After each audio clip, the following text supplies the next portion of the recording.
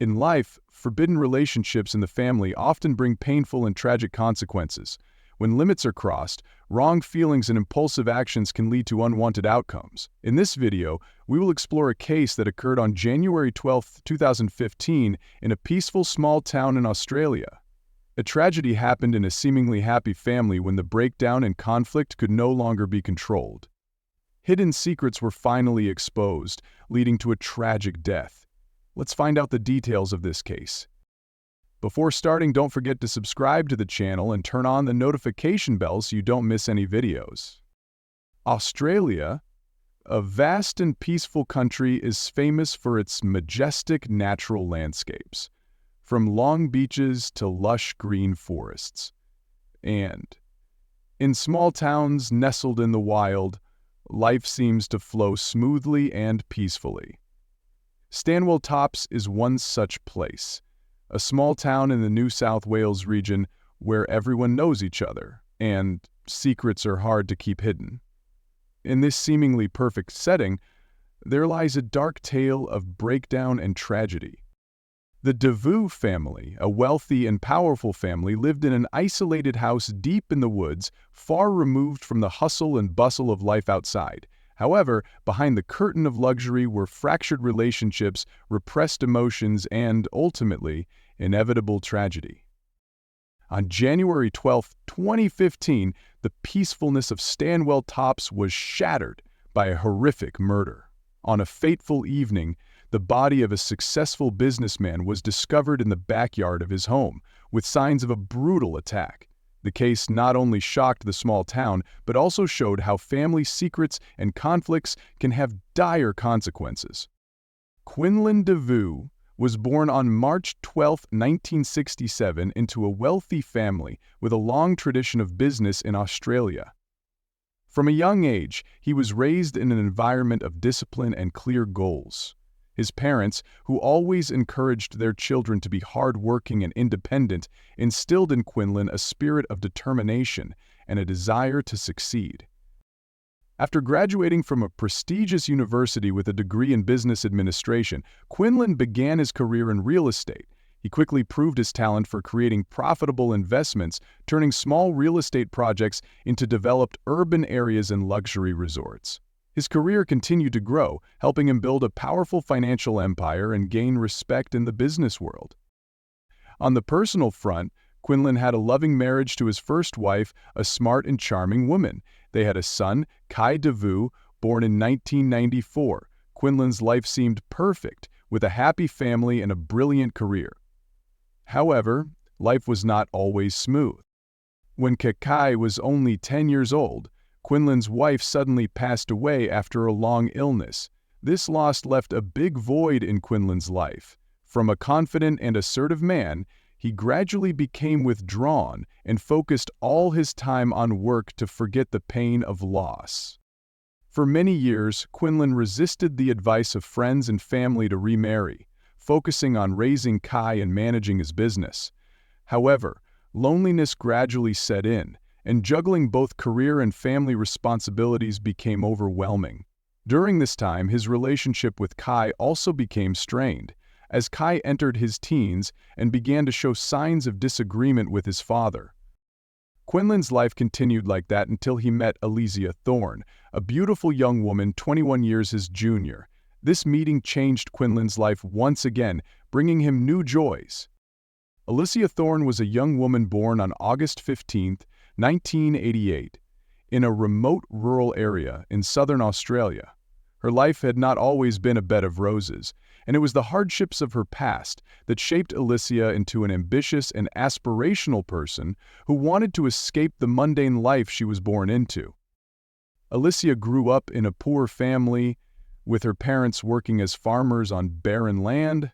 From a young age, she faced hardships in life. Her parents, who had endured many difficulties, often argued, creating a tense family atmosphere. Despite this, Alicia worked hard in school, hoping to one day escape the poor rural life and seek a better future. With her outstanding beauty and intelligence, Alicia quickly attracted the attention of everyone around her. She soon realized that her beauty could be the key to escaping her current life. After graduating from high school, Alicia decided to leave her hometown and move to the big city in search of new opportunities.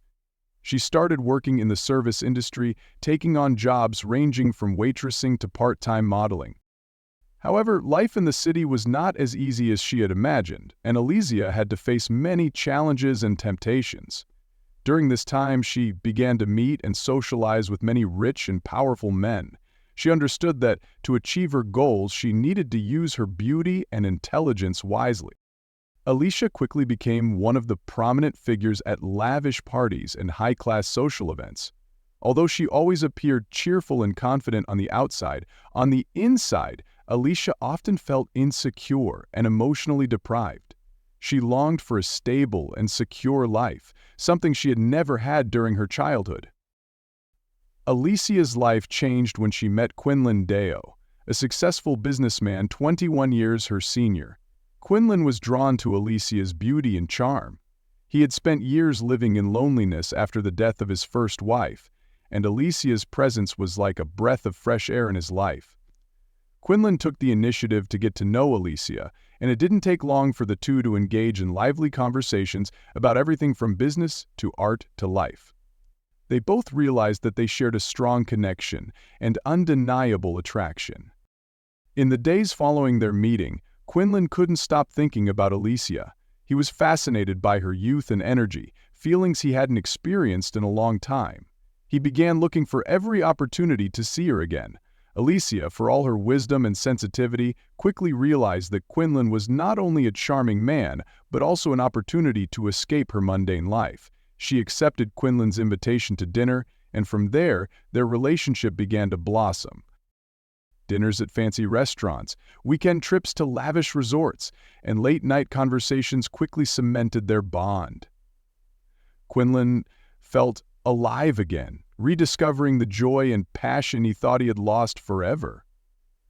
Alicia, meanwhile, became increasingly drawn to Quinlan's maturity, power, and generosity. He was not only a grown man, but also someone willing to give her everything she wanted. Gradually, their relationship deepened, and their encounters became more frequent. Quinlan began taking Alicia to luxurious apartments in the heart of Sydney, where they could enjoy private moments without being disturbed by anyone. Here, their passionate nights of love began. Quinlan, with his experience and sophistication, made Alicia feel emotions she had never experienced before. The two were drawn into an intensely intimate relationship where they could satisfy each other's every desire. During those nights, Quinlan's room became a place where they could both escape from the outside world, where they could be true to their feelings without fear of judgment. Quinlan loved taking care of Alicia, showering her with expensive gifts, from sparkling jewelry to designer dresses. He adored seeing her in the sexy outfits he bought for her, and his greatest joy was pleasing her both mentally and physically. Alicia, though fascinated by these gestures, began to develop complicated feelings. She knew she was playing a dangerous game, but at the same time she could not resist Quinlan's charm. His wealth and power were beyond her wildest dreams, and every time she was with him, she felt respected and pampered like a queen. Alicia gradually realized that life with Quinlan was not just about love or passion, but also a chance to change her life forever. After a short while, Quinlan began to talk about marriage. He wanted Alicia to be his wife, someone who would share his life of luxury and power. Alicia, with all her calculations, quickly realized that this was an opportunity she could not miss. She accepted Quinlan's proposal, knowing that their feelings might not be very deep, but believing she could build a happy life with him. Their wedding was lavish and extravagant, attracting the attention of the upper class. Alicia, in her pure white wedding dress, became the center of attention.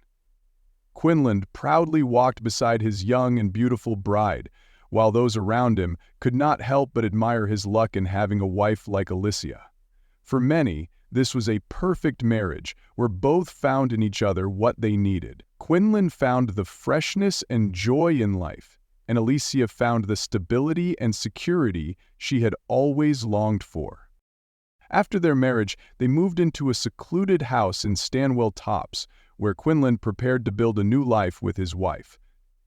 However, Alicia soon began to feel suffocated in the marriage. Quinlan's control, once a comfort and protector, became a burden. Their relationship gradually became strained, and the once passionate nights of lovemaking were replaced by arguments and indifference. Despite this, Alicia still tried to maintain the image of a happy and perfect wife in front of everyone.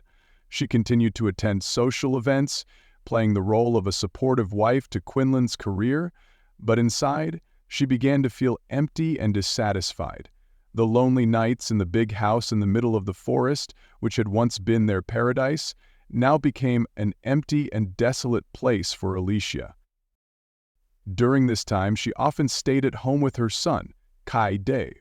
As time passed and Kai came home more often, Alicia began to realize that their relationship could not be limited to indifference or awkwardness. From their first meeting, Kai had noticed that Alicia was different from other women. Not only was she young and beautiful, but she also had a charm and mystery he had never encountered in anyone else. Although Kaina initially felt uncomfortable and awkward with Alicia's presence in the house, gradually, complicated feelings began to arise in his heart. Things began to change when Quinlan was often away from home for business. Long business trips and extended meetings left him little time to spend with his wife and son. This inadvertently created opportunities for Alicia and Kaina to interact more. At first, the two simply shared silent dinners or sat in the living room watching television, but gradually small talk began to take place. Alicia, during these conversations, found Kai to be an intelligent yet conflicted young man. He carried the pride of the Dayu family but also felt the pressure of his father's great shadow. Alicia began to feel a sense of empathy for Kai, having experienced similar emotions in her relationship with Quinlan. The two unconsciously found common ground in the loneliness and suffocation of the lives they faced. One evening, while Quinlan was away on business, Alicia and Kai had a longer than usual conversation. They sat on the large sofa in the living room, the dimmed lights creating a warm and intimate atmosphere. The conversation initially revolved around common topics such as Kai's studies or Quinlan's work, but then, somehow, it began to delve deeper into personal feelings.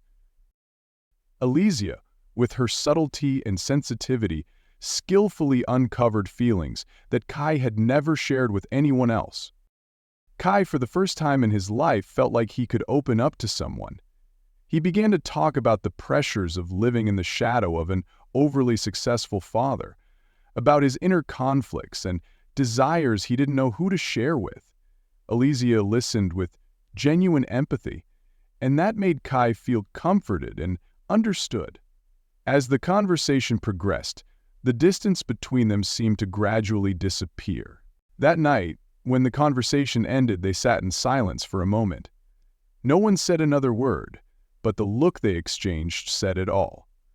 Something had changed between Alicia and Kai. A new emotional tension that they both felt but neither dared to acknowledge. Alicia, though well aware that these feelings were wrong, could not help but feel a strong attraction to Kai. That night, they broke the mother-son barrier and passionately entangled themselves on the sofa. Kai also experienced intimacy for the first time in an extremely pleasurable way. In the days that followed, both Alicia and Kai tried to maintain their distance and act normal, but that only made their feelings grow stronger. Kai began to think of Alicia more and more, not just as a stepmother, but as a real woman with all her charm and mystery. He felt torn between his moral values and his instinctive desires. Meanwhile, Alicia couldn't stop thinking about Kai, his youth, his strength, and his sensitivity. During long, sleepless nights, Alicia wondered if she should stop before things went too far, but her reason seemed to lose control over her growing attraction to Kai. Then, on another evening, when Quinlan was away, things got out of hand again. After dinner, as usual, Kai and Alicia sat together in the living room. The soft lighting and Alicia sat together in the living room. The soft lighting and Alicia sat together in the living room. The soft lighting and Alicia sat together in the living room. The soft lighting and Alicia sat together in the living room. The soft lighting and Alicia sat together in the living room. The soft lighting and Alicia sat together in the sink room. She wondered if they could reach a relationship. Hence her fear of being alone with her and Angela. Finally, Kai, with all the turmoil in his heart, took the initiative to touch Alessia's hand. Kai, with all its confusion and desire, moved closer to Alicia. The two kissed, at first gently but quickly becoming intense and passionate. All reason seemed to vanish in that moment as they embraced, forgetting everything considered right or wrong. That night, they surrendered to their desires, immersed in passion and guilt.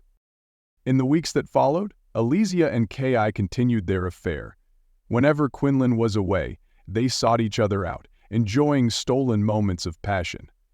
Alicia knew the relationship couldn't last, but she couldn't resist the pull of Kai. She felt as though she was living a different life, one where she was in control, if only for a brief moment. Kai, despite knowing what he was doing was wrong, couldn't stop. For him, the relationship wasn't just about physical intimacy, but also about the spiritual connection he felt with Alicia. She provided a warmth and empathy he had never experienced in his relationship with his father.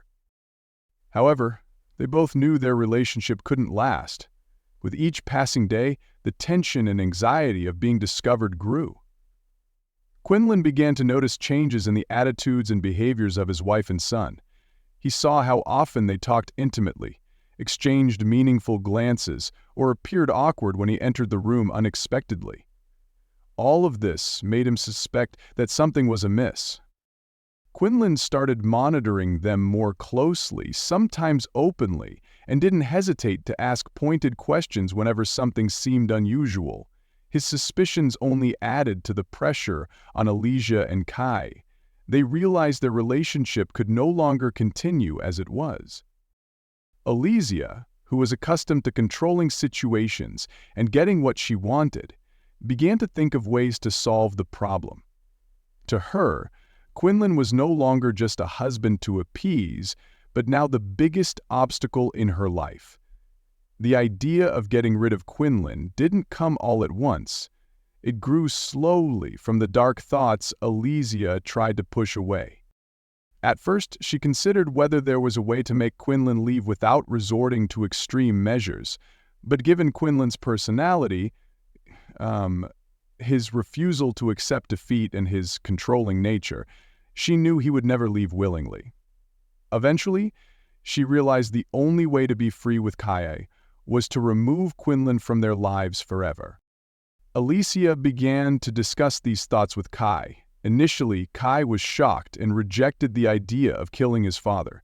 Despite his conflict with Quinlan, Kai had grown up under his father's care and protection. However, Alicia, with her tact and persuasiveness, gradually planted the idea in Kai's mind. She suggested that eliminating Quinlan would not only allow them to live freely, but also free Kai from his father's overwhelming shadow. Alicia knew she needed to exploit Kai's deepest fears and weaknesses to convince him. She insisted that without Quinlan, Kai would no longer have to live under his father's control and pressure. He would be free to make his own decisions, and they could live together without fear of being discovered or under Quinlan's watchful eye. Gradually, Alia's words began to sink in. Kais began to think about the years of control by his father, the times when he was burdened with too much pressure and expectation. The idea of a life free from Quinlan's control began to seem more appealing. In subsequent conversations with Alia, Kais gradually agreed that getting rid of Quinlan might be the only way for them to be happy. Having decided to take action, Alia and Kais began to plan meticulously. Alia, in her wisdom, knew that they needed to create the perfect scene to avoid suspicion. On January 12, 2015, the plan to stage the robbery began shortly after Quinlan returned home from a business trip. After dinner, Alia suggested that they go to bed early so Quinlan could rest after his long trip. Kais, mentally prepared, pretended nothing had happened and went to his room. As night fell, Alia and Kais put their plan into action. First, they took a number of valuables from the house, jewelry, cash, and some small electronics, and hid them in a place where the police would be unlikely to find them. Alia decided to leave a few valuables in plain sight, but disturbed or damaged, to give the impression that the thief had been looking for something and had left in a hurry. After preparing the scene, Alia and Kais approached Quinlan's bedroom. Alia, smiling and gentle, woke Quinlan up under the pretext that she had heard strange noises in the house. Quinlan, still sleepy, reluctantly got up and followed Alia out of the bedroom. As he walked out into the hallway to investigate, Kais suddenly attacked from behind. He had been waiting in a hidden corner, holding a baseball bat, the weapon they had decided to use to cause Quinlan's accidental death. The blow knocked Quinlan down instantly, blood splattering across the floor. Alia quickly checked to make sure Quinlan was dead, then signaled Kais to continue with the rest of the plan. The two quickly set up weapons and the scene to match the scenario of a break-in. Kais and Alia began to rage through the house, deliberately creating a mess. They pulled out drawers, ripped open cabinets, overturned sofas, and broke several pieces of furniture to create the illusion of a break-in. Alia carefully removed traces of herself and Kais from the items, but deliberately left a mess, as if the burglar had not had time to clean up everything. They paid particular attention to Quinlan's bedroom, where they made it appear as if he had been awakened by a noise, then stepped into the hallway and was attacked by surprise. To add to the authenticity, Alia and Kais decided to break the living room window, creating a point of entry for the burglar. Kais used a brick to smash the window, sending some glass fragments inside the house and leaving signs of a struggle near the window so the police would believe the burglar had entered through that way. After the setup was complete, Alia and Kais left the scene for a while to calm down and make sure everything was in order. Alia also carefully planned her next steps in dealing with the police and investigators. Alia, in a state of mock panic, called the police in the middle of the night, reporting that their home had been broken into and her husband had been murdered. She acted it out brilliantly, crying and panicking, telling them that she and Kais had been awakened by a noise and found Quinlan being attacked. When the police arrived on the scene, they found Alia in a state of panic, shaking and clinging to Kais, who also played his part perfectly, portraying his distress and fear.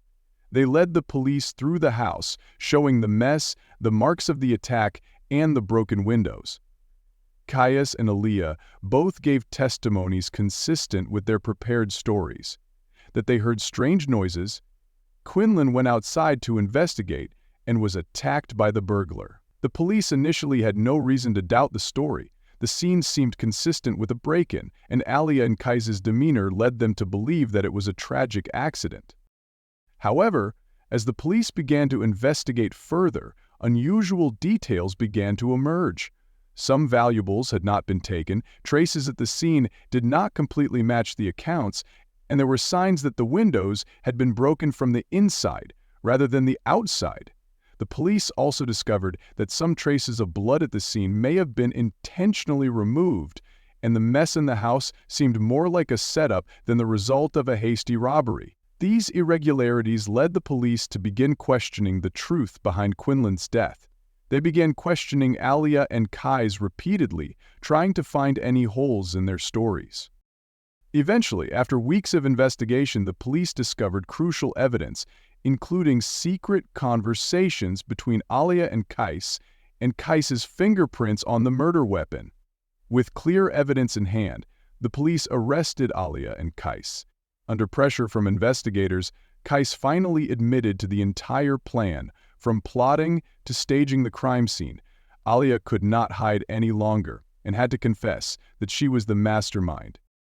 The trial of Alia Thorne and Kais Deu was tense and attracted great public attention. Both were charged with premeditated murder and conspiracy to stage a false crime scene.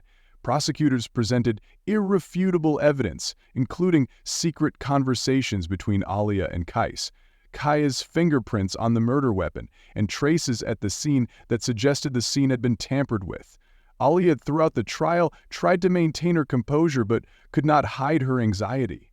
She admitted her role in the murder but tried to blame blind love and desperation for her actions.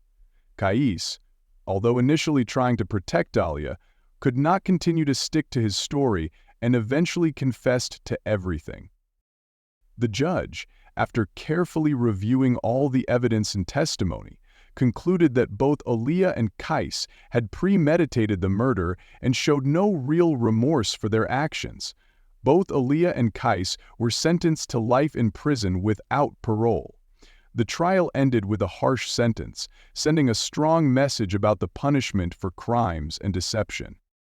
This case becomes a lesson about the dangers of forbidden relationships and insatiable greed. After reading this case, what do you think about the toxic relationship between a son and a surrogate mother? Please share your thoughts with us. See you in the next case.